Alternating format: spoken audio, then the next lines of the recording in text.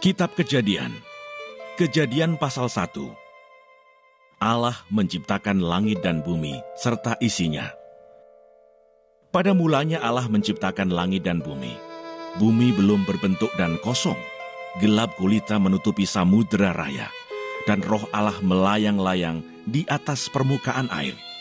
Berfirmanlah Allah, jadilah terang. Lalu terang itu jadi. Allah melihat bahwa terang itu baik. Lalu dipisahkannya lah terang itu dari gelap. Dan Allah menamai terang itu siang dan gelap itu malam. Jadilah petang dan jadilah pagi. Itulah hari pertama. Berfirmanlah Allah, jadilah cakrawala di tengah segala air untuk memisahkan air dari air. Maka Allah menjadikan cakrawala dan ia memisahkan air yang ada di bawah cakrawala itu dari air yang ada di atasnya. Dan jadilah demikian. Lalu Allah menamai cakrawala itu langit. Jadilah petang dan jadilah pagi. Itulah hari kedua. Berfirmanlah Allah, hendaklah segala air yang di bawah langit berkumpul pada satu tempat, sehingga kelihatan yang kering. Dan jadilah demikian. Lalu Allah menamai yang kering itu darat, dan kumpulan air itu dinamainya laut. Allah melihat bahwa semuanya itu baik. Berfirmanlah Allah, hendaklah tanah menumbuhkan tunas-tunas muda, tumbuh-tumbuhan yang berbiji, segala jenis pohon buah-buahan yang menghasilkan buah yang berbiji, supaya ada tumbuh-tumbuhan di bumi. Dan jadilah demikian. Tanah itu menumbuhkan tunas-tunas muda, segala jenis tumbuh-tumbuhan yang berbiji, dan segala jenis pohon-pohonan yang menghasilkan buah yang berbiji. Allah melihat bahwa semuanya itu baik. Jadilah petang dan jadilah pagi. Itulah hari ketiga. Berfirmanlah Allah, jadilah benda-benda penerang pada cakrawala untuk memisahkan siang dari malam. Biarlah benda-benda penerang itu menjadi tanda yang menunjukkan masa-masa yang tetap dan hari-hari dan tahun-tahun, dan sebagai penerang pada cakrawala, biarlah benda-benda itu menerangi bumi. Dan jadilah demikian. Maka Allah menjadikan kedua benda penerang yang besar itu, yakni yang lebih besar untuk menguasai siang dan yang lebih kecil untuk menguasai malam, dan menjadikan juga bintang-bintang. Allah menaruh semuanya itu di cakrawala untuk menerangi bumi, dan untuk menguasai siang dan malam, dan untuk memisahkan terang dari gelap. Allah melihat bahwa semuanya itu baik. Jadilah petang dan jadilah pagi. Itulah hari keempat. Berfirmanlah Allah, hendaklah dalam air berkeriapan makhluk yang hidup, dan hendaklah burung beterbangan di atas bumi melintasi cakrawala. Maka Allah menciptakan binatang-binatang laut yang besar dan segala jenis makhluk hidup yang bergerak, yang berkeriapan dalam air, dan segala jenis burung yang bersayap. Allah melihat bahwa semuanya itu baik. Lalu Allah memberkati semuanya itu, firman-Nya, berkembang biaklah dan bertambah banyaklah, serta penuhilah air dalam laut, dan hendaklah burung-burung di bumi bertambah banyak. Jadilah petang dan jadilah pagi. Itulah hari kelima. Berfirmanlah Allah, hendaklah bumi mengeluarkan segala jenis makhluk yang hidup, ternak dan binatang melata, dan segala jenis binatang liar. Dan jadilah demikian. Allah menjadikan segala jenis binatang liar, dan segala jenis ternak, dan segala jenis binatang melata di muka bumi. Allah melihat bahwa semuanya itu baik. Berfirmanlah Allah, baiklah kita menjadikan manusia menurut gambar dan rupa kita, supaya mereka berkuasa atas ikan-ikan di laut, dan burung-burung di udara, dan atas ternak, dan atas seluruh bumi, dan atas segala binatang melata yang merayap di bumi. Maka Allah menciptakan manusia itu menurut gambarnya. Menurut gambar Allah diciptakannya dia. Laki-laki dan perempuan diciptakannya mereka. Allah memberkati mereka. Lalu Allah berfirman kepada mereka, beranak cuculah dan bertambah banyak. Penuhilah bumi dan taklukkanlah itu. Berkuasalah atas ikan-ikan di laut dan burung-burung di udara, dan atas segala binatang yang merayap di bumi. Berfirmanlah Allah, lihatlah aku memberikan kepadamu segala tumbuh-tumbuhan yang berbiji di seluruh bumi, dan segala pohon-pohonan yang buahnya berbiji. Itulah akan menjadi makananmu. Tetapi kepada segala binatang di bumi dan segala burung di udara, dan segala yang merayap di bumi, yang bernyawa, kuberikan segala tumbuh-tumbuhan hijau menjadi makanannya. Dan jadilah demikian. Maka Allah melihat segala yang dijadikannya itu sungguh amat baik. Jadilah petang dan jadilah pagi. Itulah hari ke-6.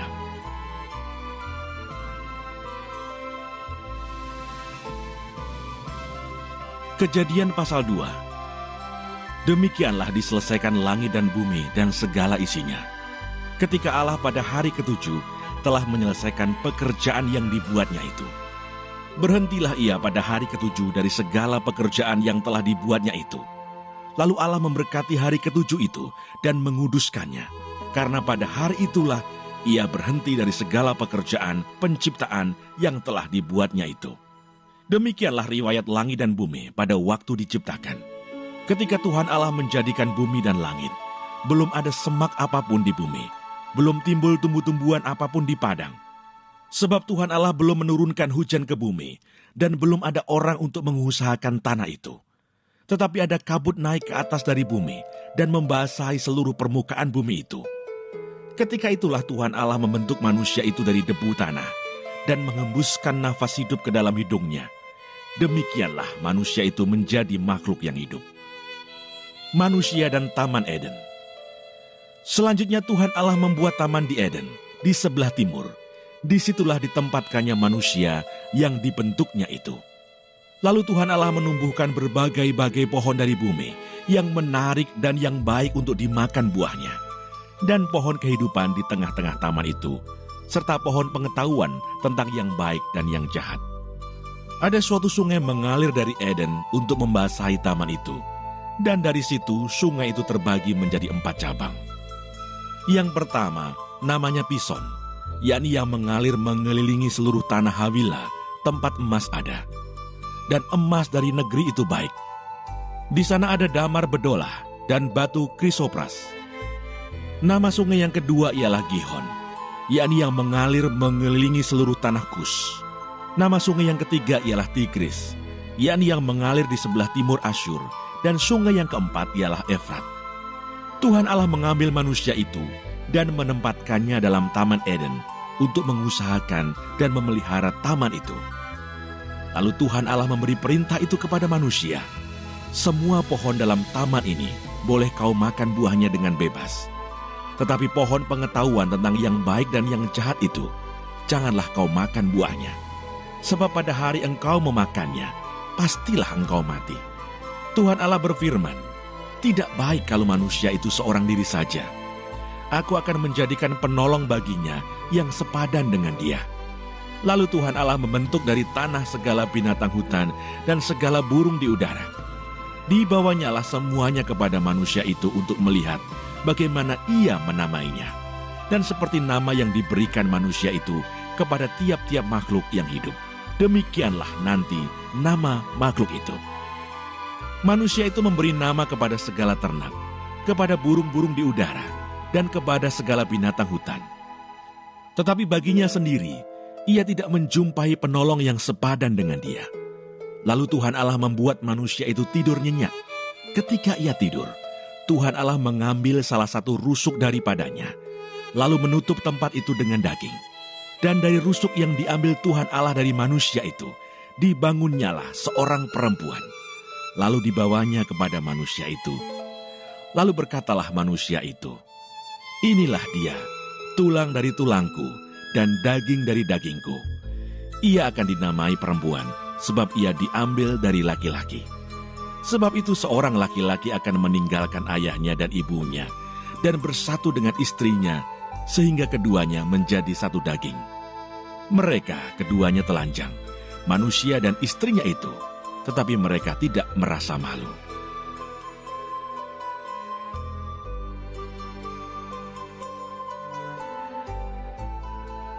Kejadian pasal 3. Manusia jatuh ke dalam dosa. Adapun ular ialah yang paling cerdik dari segala binatang di darat yang dijadikan oleh Tuhan Allah. Ular itu berkata kepada perempuan itu, tentulah Allah berfirman, semua pohon dalam taman ini jangan kamu makan buahnya, bukan? Lalu sahut perempuan itu kepada ular itu, buah pohon-pohonan dalam taman ini boleh kami makan.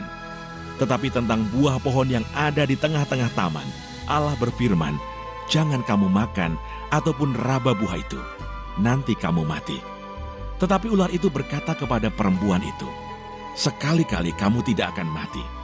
Tetapi Allah mengetahui bahwa pada waktu kamu memakannya, matamu akan terbuka, dan kamu akan menjadi seperti Allah, tahu tentang yang baik dan yang jahat. Perempuan itu melihat bahwa buah pohon itu baik untuk dimakan dan sedap kelihatannya. Lagi pula pohon itu menarik hati karena memberi pengertian.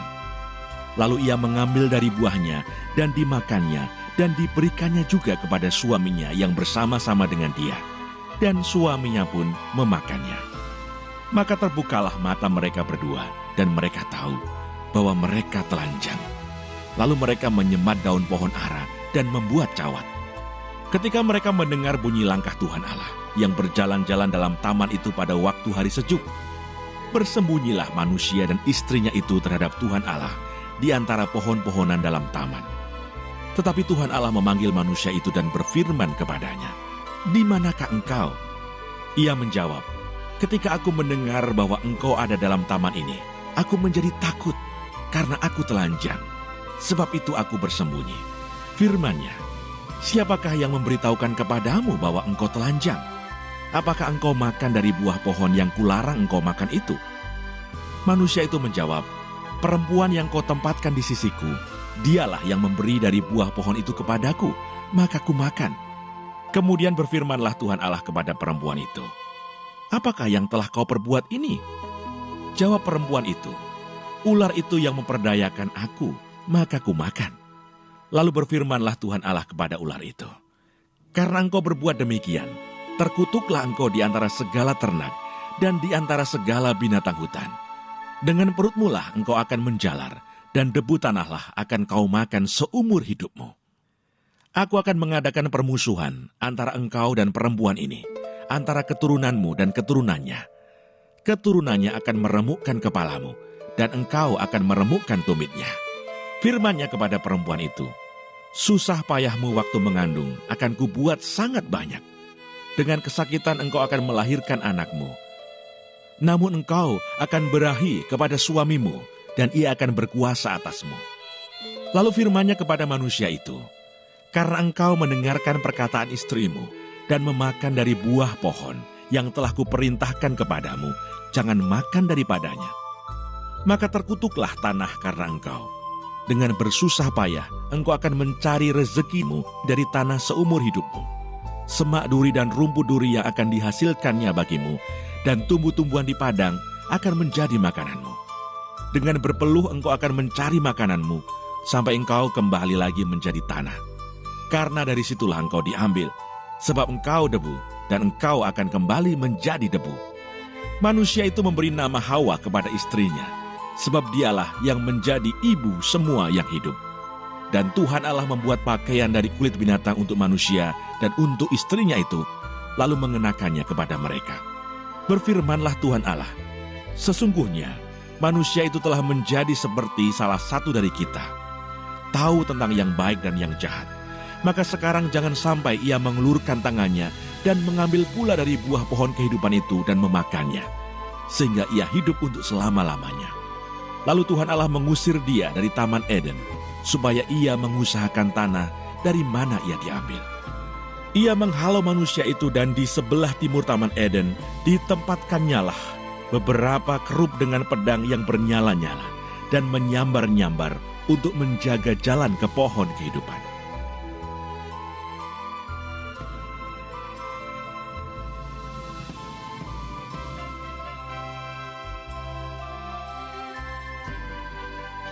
Kejadian pasal 4, Kain dan Habel. Kemudian manusia itu bersetubuh dengan Hawa istrinya, dan mengandunglah perempuan itu, lalu melahirkan Kain. Maka kata perempuan itu, "Aku telah mendapat seorang anak laki-laki dengan pertolongan Tuhan." Selanjutnya dilahirkannya lah Habel, adik Kain, dan Habel menjadi gembala kambing domba, Kain menjadi petani. Setelah beberapa waktu lamanya, maka Kain mempersembahkan sebagian dari hasil tanah itu kepada Tuhan sebagai korban persembahan. Habel juga mempersembahkan korban persembahan dari anak sulung kambing dombanya, yakni lemak-lemaknya. Maka Tuhan mengindahkan Habel dan korban persembahannya itu. Tetapi Kain dan korban persembahannya tidak diindahkannya. Lalu hati Kain menjadi sangat panas dan mukanya muram. Firman Tuhan kepada Kain, "Mengapa hatimu panas dan mukamu muram? Apakah mukamu tidak akan berseri jika engkau berbuat baik? Tetapi jika engkau tidak berbuat baik, dosa sudah mengintip di depan pintu. Ia sangat menggoda engkau, tetapi engkau harus berkuasa atasnya." Kata Kain kepada Habil adiknya, "Marilah kita pergi ke padang." Ketika mereka ada di padang, tiba-tiba Kain memukul Habil adiknya itu, lalu membunuh dia. Firman Tuhan kepada Kain, "Di mana Habil adikmu itu?" Jawabnya, "Aku tidak tahu. Apakah aku penjaga adikku?" Firman-Nya, "Apakah yang telah kau perbuat ini? Darah adikmu itu berteriak kepadaku dari tanah. Maka sekarang, terkutuklah engkau, terbuang jauh dari tanah yang mengangakan mulutnya untuk menerima darah adikmu itu dari tanganmu. Apabila engkau mengusahakan tanah itu, maka tanah itu tidak akan memberikan hasil sepenuhnya lagi kepadamu. Engkau menjadi seorang pelarian dan pengembara di bumi." Kata Kain kepada Tuhan, "Hukumanku itu lebih besar daripada yang dapat kutanggung. Engkau menghalau aku sekarang dari tanah ini, dan aku akan tersembunyi dari hadapanmu, seorang pelarian dan pengembara di bumi. Maka barang siapa yang akan bertemu dengan aku, tentulah akan membunuh aku." Firman Tuhan kepadanya, "Sekali-kali tidak. Barang siapa yang membunuh Kain, akan dibalaskan kepadanya 7 kali lipat." Kemudian Tuhan menaruh tanda pada Kain, supaya ia jangan dibunuh oleh barang siapapun yang bertemu dengan dia. Lalu Kain pergi dari hadapan Tuhan, dan ia menetap di tanah Nod, di sebelah timur Eden. Keturunan Kain, Set dan Enos. Kain bersetubuh dengan istrinya, dan mengandunglah perempuan itu, lalu melahirkan Henoh. Kemudian Kain mendirikan suatu kota, dan dinamainya kota itu Henoh, menurut nama anaknya. Bagi Henoh lahirlah Irad, dan Irad itu memperanakkan Mehuyael, dan Mehuyael memperanakkan Metusael, dan Metusael memperanakkan Lameh. Lameh mengambil istri 2 orang, yang satu namanya Ada, yang lain Sila. Ada itu melahirkan Yabal. Dialah yang menjadi bapa orang yang diam dalam kemah dan memelihara ternak. Nama adiknya ialah Yubal. Dialah yang menjadi bapa semua orang yang memainkan kecapi dan suling. Sila juga melahirkan anak, yakni Tubal Kain, bapa semua tukang tembaga dan tukang besi. Adik perempuan Tubal Kain ialah Naamah. Berkatalah Lameh kepada kedua istrinya itu, "Ada dan Sila, dengarkanlah suaraku. Hai istri-istri Lameh, pasanglah telingamu kepada perkataanku ini. Aku telah membunuh seorang laki-laki karena ia melukai aku. Membunuh seorang muda karena ia memukul aku sampai bengkak. Sebab jika Kain harus dibalaskan 7 kali lipat, maka Lameh 77 kali lipat." Adam bersetubuh pula dengan istrinya. Lalu perempuan itu melahirkan seorang anak laki-laki dan menamainya Set. Sebab katanya, "Allah telah mengaruniakan kepadaku anak yang lain sebagai ganti Habel, sebab Kain telah membunuhnya." Lahirlah seorang anak laki-laki bagi Set juga, dan anak itu dinamainya Enos. Waktu itulah orang mulai memanggil nama Tuhan.